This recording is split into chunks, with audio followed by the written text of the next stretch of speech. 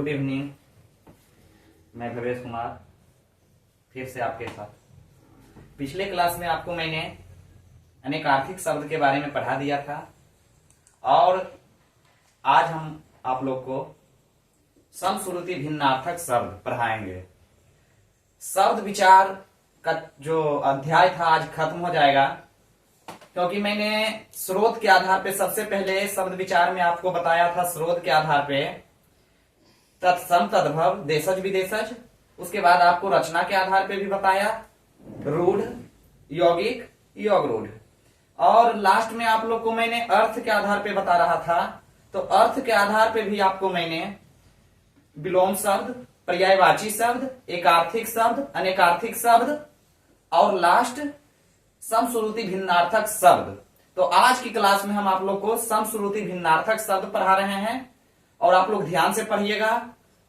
समश्रुति भिन्नार्थक शब्द कहते किसे हैं? सबसे पहले हम लोग क्या जानेंगे कि समश्रुति भिन्नार्थक शब्द किसे कहते हैं।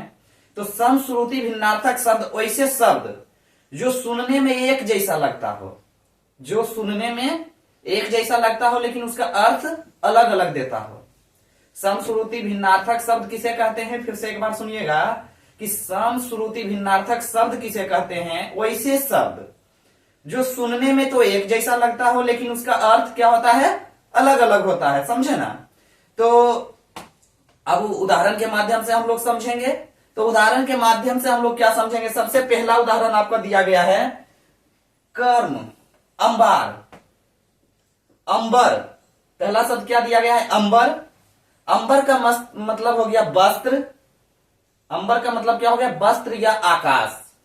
लेकिन अगर हम उसी को अंबार, देखिए दोनों एक जैसा सुनने में लग रहा हो लेकिन इसका अर्थ क्या होता है? अलग अलग बदल जाता है। तो अंबर का मतलब हम लोग वस्त्र और आकाश पर है, और वही अंबार का मतलब हम लोग ढेर, कहता है ना ये ढेर का अंबार है।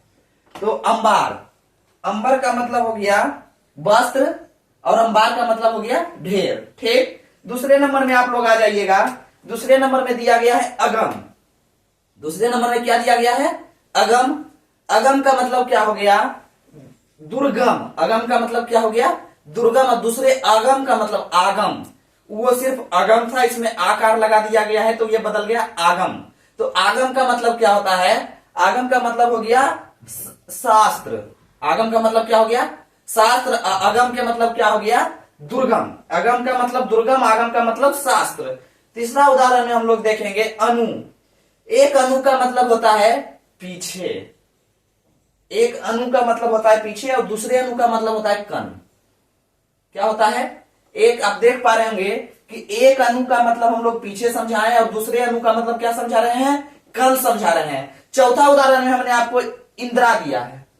चौथा उदाहरण में क्या दिया है? इंदिरा। एक इंदिरा का मतलब लक्ष्मी होता है। एक इंदिरा का मतलब लक्ष्मी होता है और दूसरा इंदिरा का मतलब इंद्राणी। पहला इंदिरा, इंदिरा गांधी जी से हम लोग इंदिरा गांधी जी से जो इंदिरा में हम लोग लिखते हैं तो इंदिरा में लक्ष्मी आ जाएगा। वही इंदिरा अगर करेंगे तो इंदिरा में क्या हो जाएगा? इंद्राणी उसका अर्थ हो जाएगा। पांचवा में आप लोग इत्र देखिए। इतर, इतर का मतलब हो गया दूसरा। एक इतर का मतलब हो गया दूसरा। एक इत्र का मतलब हो गया सुगंध। एक इतर का मतलब क्या हो गया? दूसरा। दूसरा इत्र का मतलब क्या हो गया? सुगंध हो गया। छठा नंबर में आप लोग कोस देखिएगा। एक कोस का मतलब क्या हो गया? दूरी मापा जाता है। कहता है कि कई कोस हम लोग चल चुके हैं। ठीक। क्या कहता है कि हम लोग कई कोस चल चुके हैं। तो कोस का मतलब एक दूरी मापने का हो गया और दूसरा कोस का मतलब क्या हो गया? खजाना। दूसरा कोस का मतलब क्या हो गया? खजाना। सातवें नंबर का उदाहरण में आपको कंगाल दिया है। कंगाल का मतलब गरीब। एक कौन सर गुआ का लोग कंगाल का अगर अर्थ देते हैं तो कंगाल का क्या हो गया? गरीब हो गया। दूसरा कंकाल। पहला कंगाल का मतलब हम लोग गरीब समझ गए। कंकाल का मतलब क्या होता है? कंकाल का मतलब होता है हड्डियों का ढांचा। कंकाल का मतलब क्या होता है? हड्डियों का ढांचा। सुनने में आप लोग जितना भी हम शब्द बोल रहे हैं आपको सुनने में सब एक जैसा लग रहा होगा लेकिन इसका अर्थ क्या होता है? बदल जा रहा है। क्या आप लोग समझ रहे होंगे कि सुनने में एक जैसा शब्द लग रहा हो लेकिन इसका अर्थ क्या होता है? बार बार बदल जा रहा है। चौथे नंबर में आ जाए, सातवें नंबर, आठवें नंबर में आप लोग आ जाइए काठ। आठवें नंबर में क्वा कट्ठो। 8वें नंबर में काठ का मतलब हो गया लकड़ी, और वहीं काट, काट का मतलब हो गया काटना। एक काठ का मतलब हो गया लकड़ी, दूसरे काठ का मतलब हो गया काटना। तो क्वा का उसमें ठो लगा दिया गया, इसमें टो लगा दिया गया, यही शब्द में अंतर है। वो काठ का मतलब लकड़ी हो गया, ये काठ का मतलब काटना हो गया। 90 नंबर में आप लोग खान देखिएगा। एक खान का मतलब हो गया खजाना, एक खान का मतलब क्या हो गया खजाना, दूसरे खान का मतलब क्या हो गया पठान। कहता है खान साहब हैं, एक खान साहब इधर सुनिए। हम लोग मुस्लिम लोग में खान किन्हीं किन्हीं के नाम के पीछे लगा दिया जाता है खान, तो उसी का मतलब क्या हो गया पठान हो गया। ठीक, अब कहिएगा पठान आप लोग नहीं समझ पाएंगे, तो सबसे सरल भाषा में समझिए कि अगर हम लोग मंदिर में जिस तरह हम लोग का पुजारी होते हैं, हिंदू धर्म में मंदिर में जिस तरह के पुजारी होते हैं मंदिर में, उसी तरह मस्जिद में क्या होते हैं पठान होते हैं। वहां की पूजा कौन करवाते हैं पठान करवाते हैं। तो वही एक खान का मतलब हो गया खजाना, और दूसरे जो मैं खान का बात कर रहा हूं वो पठान हो जाएंगे। ठीक, 90 नंबर में आप 10वें नंबर में देख लीजिएगा गुड़। एक गुड़ का मतलब उपाय हो गया, क्या हो गया उपाय। एक गुड़ का मतलब उपाय हो गया, दूसरा गुरु। गुर का मतलब उपाय, या गुरु का मतलब क्या हो जाएगा भारी या शिक्षक। गुर का मतलब क्या समझे उपाय, और वहीं गुरु अगर बोलते हैं तो उसका क्या हो जाएगा भारी या उपाय।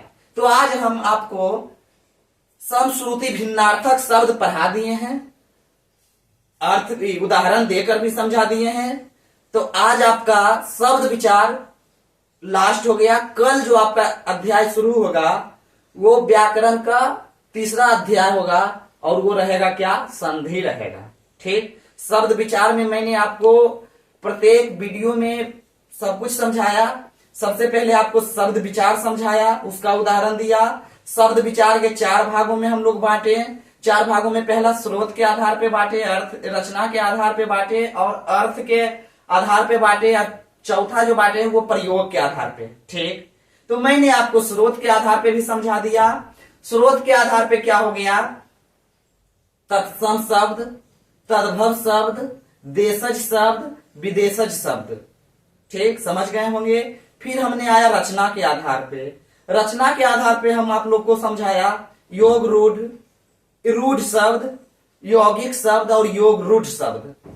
फिर हम लोग उसको समझाते हुए हम लोग आए अर्थ के आधार पे।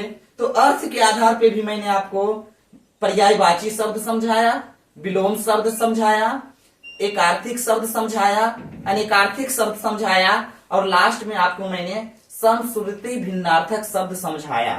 अगर आपको मेरे वीडियो में अगर आपको कहीं भी कोई समस्या हो तो आप कमेंट के माध्यम से वो पूछ सकते हैं, मैं उसको दोबारा समझाने का प्रयास करूंगा। और सबसे आखिरी में ये बात बोलता हूं कि मेरे चैनल को आप लोग सब्सक्राइब करें, वीडियो को लाइक करें। धन्यवाद।